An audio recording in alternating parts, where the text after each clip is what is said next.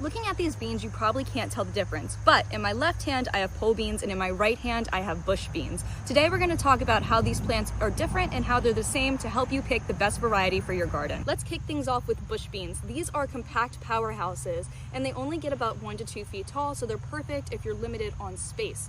Additionally, they're going to produce a little bit faster than pole beans, so these guys are typically ready in about 50 to 60 days.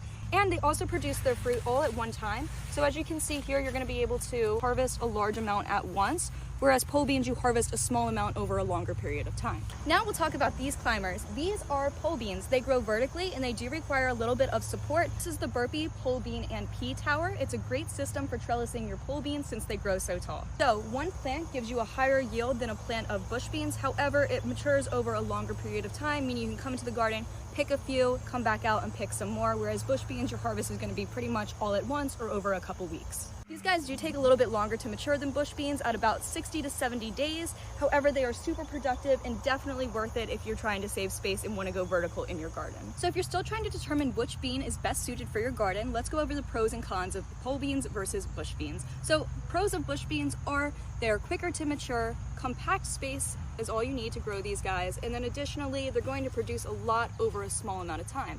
At the same time, that can be viewed as a con because you're not able to harvest off of these plants as long as you would for, say, a pole bean. Now, the pros of pole beans are going to be they're grown vertically, they have a prolonged harvest window compared to our bush beans, and they also produce more per plant compared to bush beans. Cons for this one are going to be you do need a trellis if you don't have one in order to grow them, but you can also grow these on a fence or an arbor or anything you have like that.